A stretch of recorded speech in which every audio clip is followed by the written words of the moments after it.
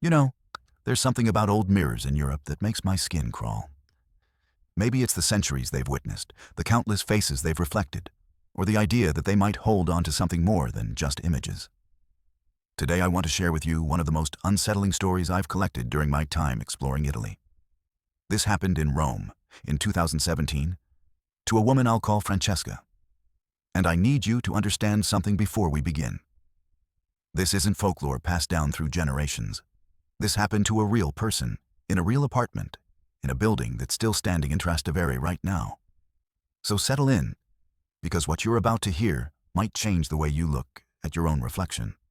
Francesca was an art restoration specialist, the kind of person who spent her days carefully bringing centuries-old paintings back to life.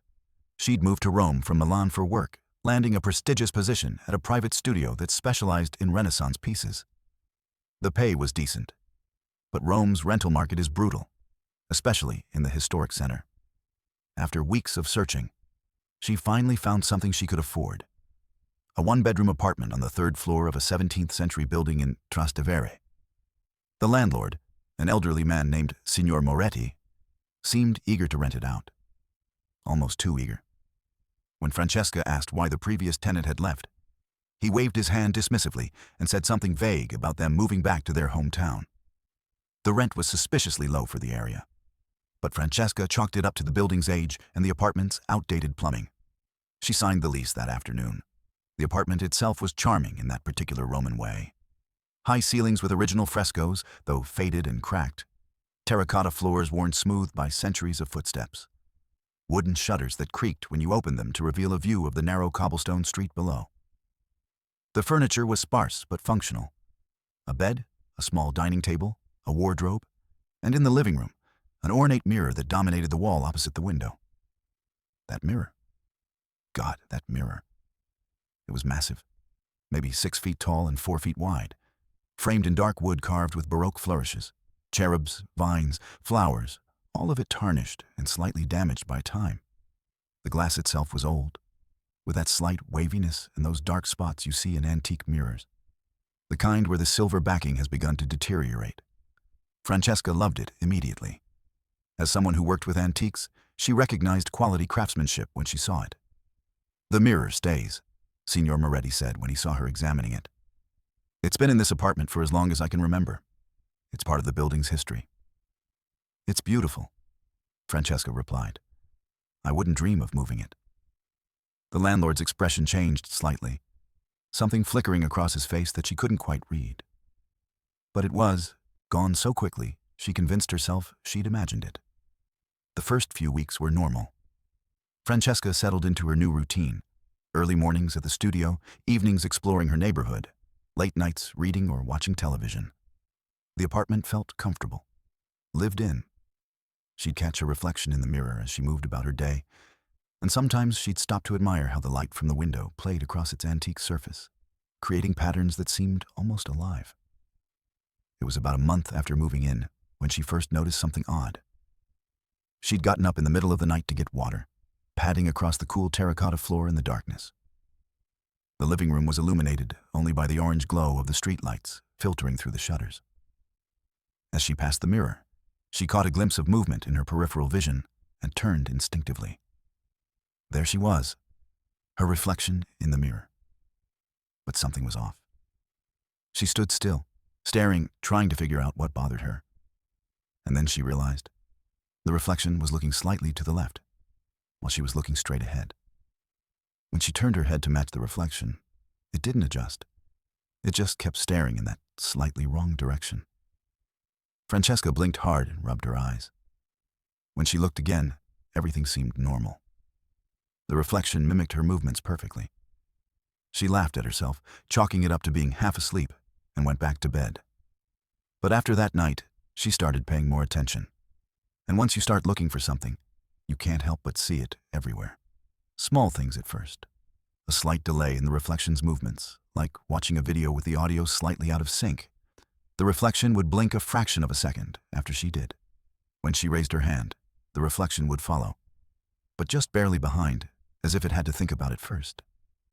She told herself it was the old glass, the imperfections in the mirror creating optical illusions.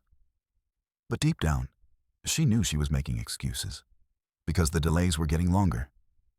One evening, about 2 months after moving in, Francesca was getting ready to meet friends for dinner. She stood in front of the mirror, putting on earrings, and her reflection just stopped. Francesca continued moving, fastening the second earring, but the reflection remained frozen, hands still at her ears, unmoving. For 5, maybe 10 seconds, the image in the mirror was completely still while Francesca herself was in motion. Her heart hammered in her chest as she waved her hand in front of the mirror. The reflection didn't wave back. It just stood there, hands at its ears, staring at her with an expression that seemed different from her own. Not frightened, like Francesca felt, but curious, almost studying her. Then, all at once, the reflection caught up. It moved in fast forward for a moment, going through all the motions Francesca had just performed and then synchronized again. By the time Francesca's phone rang, making her jump, everything appeared normal once more. She canceled her dinner plans. She couldn't explain why she felt so unsettled, but the idea of leaving the apartment suddenly seemed wrong. Like something was happening that she needed to witness, to understand. She spent the evening sitting on her couch, staring at the mirror, waiting for it to happen again. It did.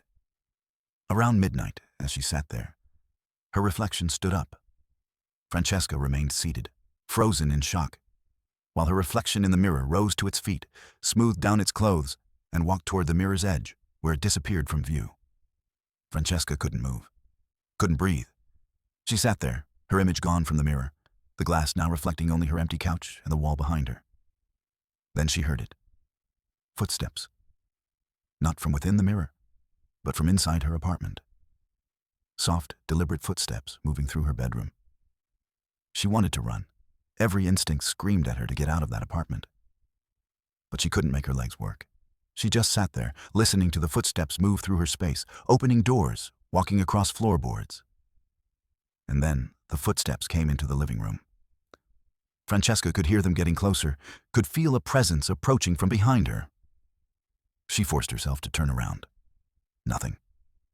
The apartment was empty, but when she turned back to the mirror, her reflection was standing right behind the couch, hands resting on the back of it, staring down at where Francesca sat. The reflection smiled. Not Francesca's smile, but something else. Something that didn't quite fit on her face. That's when Francesca finally found the strength to move. She grabbed her phone and her keys and ran out of the apartment, down 3 flights of stairs, and out into the street. She didn't stop until she reached a cafe that was still open, where she sat shaking, trying to process what she'd just experienced. She called her friend Marco, told him everything. To his credit, he didn't dismiss her. Marco was Roman, born and raised in Trastevere, and he knew the old buildings carried stories. "You need to talk to someone who understands these things," he told her. "My grandmother knows a woman, a kind of spiritual advisor. Let me call her." The woman's name was Signora Agnese, and she agreed to meet Francesca the next morning at a cafe near the apartment. Agnese was probably in her 70s, dressed entirely in black, with sharp eyes that seemed to see more than they should. Francesca told her everything, expecting to be dismissed as crazy. But Agnese just nodded, unsurprised. "The mirror in the Moretti building," she said. "I knew this would happen again, eventually." "Again?" Francesca whispered. Agnese ordered an espresso and leaned back in her chair. "That building has a dark history. During the fascist period, in the 1930s and 40s, the apartment you're living in belonged to a woman named Giulia Rossetti. She was beautiful, they say, an actress in the early Italian cinema. But she was also deeply troubled. What happened to her? She became obsessed with her own image, with preserving her youth and beauty. She collected mirrors, dozens of them, covered every wall of that apartment. But the large one, the baroque mirror in the living room, that was her favorite. She would spend hours in front of it, studying her reflection, looking for any sign of aging. Agnese took a sip of her espresso. Then the war came. Her career ended. She had no money, no work. And she kept aging, kept seeing herself fade. Until one day she couldn't take it anymore. She broke all the mirrors in the apartment except for the large one. And then she hanged herself in front of it. Francesca felt sick. "In my apartment?" She died in my apartment? Right there in that living room. They say she wanted the mirror to be the last thing she saw, wanted her image preserved in it somehow. But here's what you need to understand about mirrors, especially old ones like that. In Italian folklore, we believe mirrors can trap things. Not just images, but essence. The longer you look into a mirror, the more of yourself you leave in it. And Giulia left everything. So, what I'm seeing, that's her? Agnese shook her head. Not exactly. It's something more complicated. The Italians have a term, riflesso vivente, a living reflection. When someone dies with their eyes fixed on a mirror, especially someone as obsessed as Giulia was, their reflection can remain. It's not a ghost in the traditional sense. It's more like a copy, an imprint that exists only in the glass. But here's the danger. These reflections don't just stay passive. They want what we have. They want to be real again. What does that mean? It means the reflection you've been seeing isn't just Giulia's anymore. Mirrors work both ways. Just as she left something of herself in the glass, the mirror has been taking something from everyone who's lived in that apartment since, including you. Every time you look into it, every time it reflects your image, it's learning. It's copying not just how you look, but who you are. And eventually, it will try to switch places with you. Francesca thought she might be sick. How do I stop it? You have two choices, Agnese said. You can leave, break your lease, lose your deposit, and never go back. Or you can try to break the connection. How? You have to cover the mirror completely. No light can reach it, no one can see into it. You starve the reflection by cutting off what it needs, to be seen. But you have to do it all at once. If you hesitate, if you give it any chance to act, it might be too late. Francesca spent the rest of that day gathering supplies. Thick fabric, rope, a ladder. Marco insisted on coming with her, bringing 2 other friends for backup. None of them wanted her facing this alone. They waited until late afternoon, when the light would be good, but it wouldn't be dark yet. When they entered the apartment, everything looked normal, almost aggressively normal, as if the space was trying too hard to appear innocent. The mirror reflected the room exactly as it should, showing Francesca and her friends standing in the doorway. Don't look at it directly, Agnese had warned her. And don't let it see your eyes. Eye contact is connection. Francesca kept her gaze on the floor as they moved into the room. Marco and his friends set up the ladder.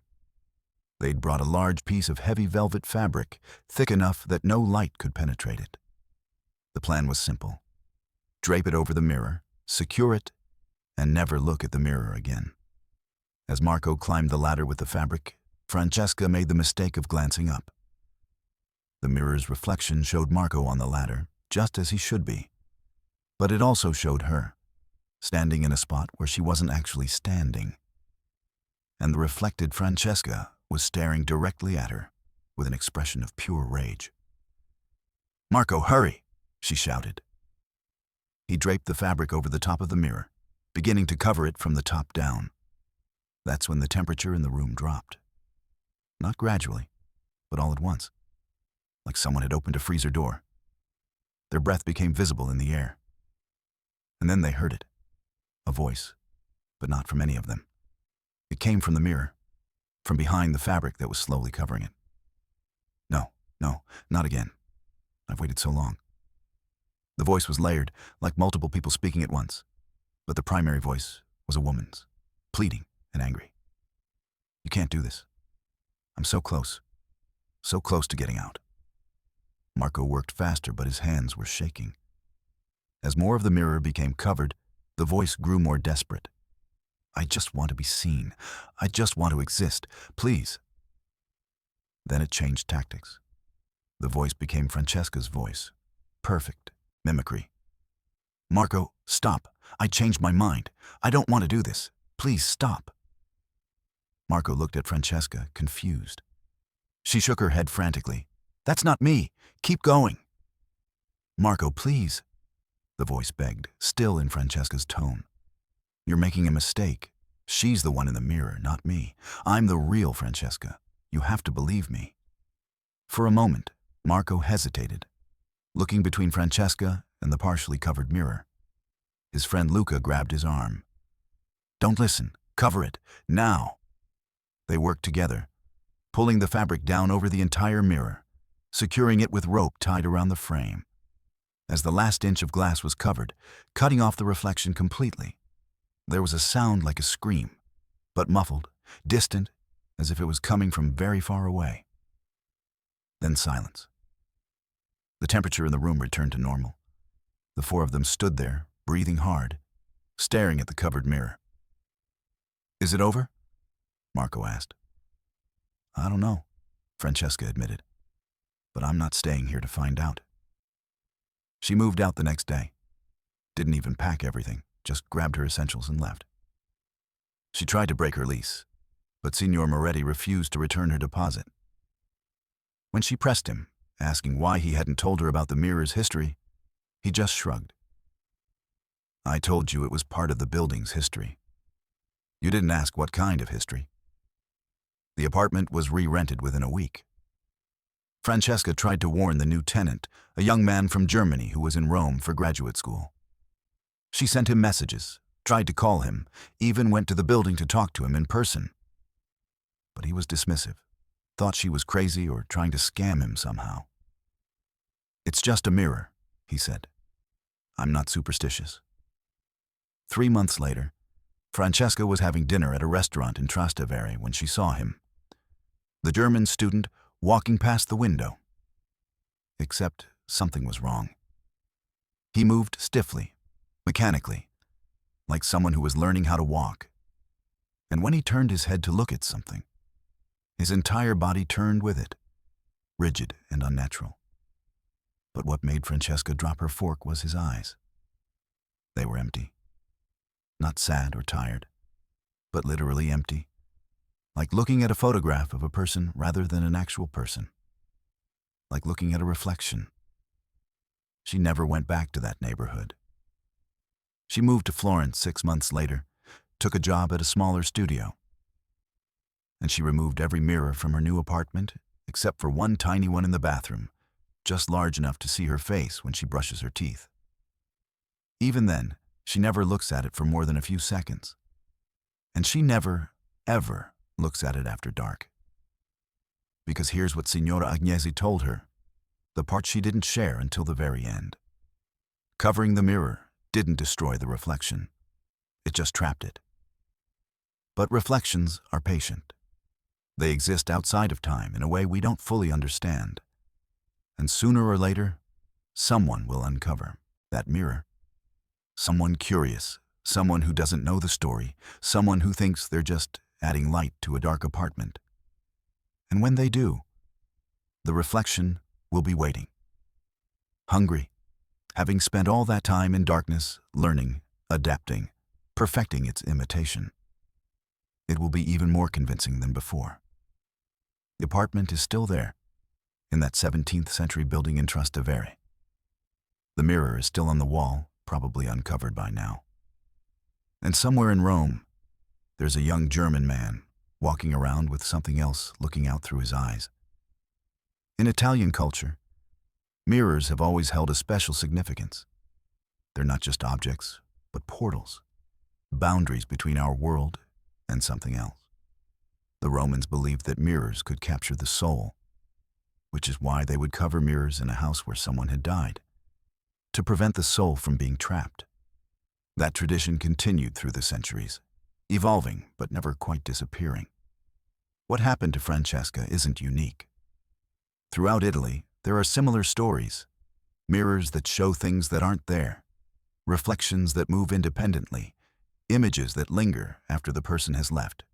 Most of them involve old mirrors, the kind passed down through generations, each one accumulating the gazes of everyone who's looked into them. The idea of riflesso vivente, the living reflection, appears in Italian folklore across different regions. In Venice, they tell stories of mirrors that could trap the spirits of those who drowned in the canals.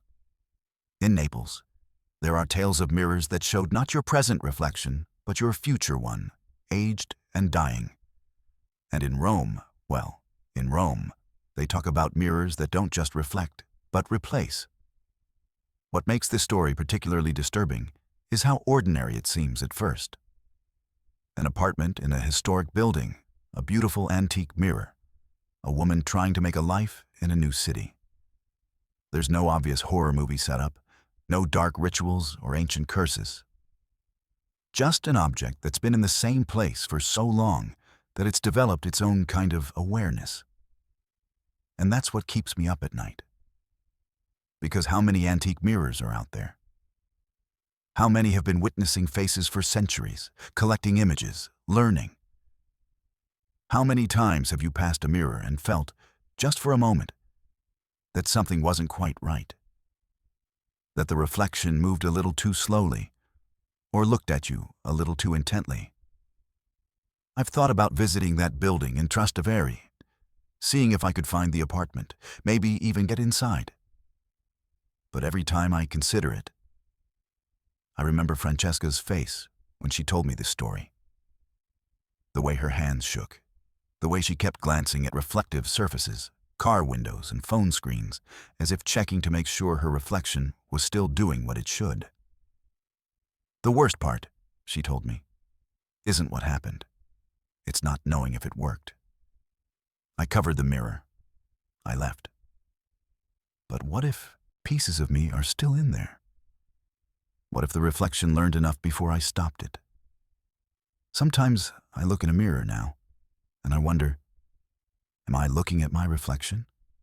Or is my reflection looking at me? That's the thing about mirrors. We trust them to show us the truth, to reflect reality exactly as it is.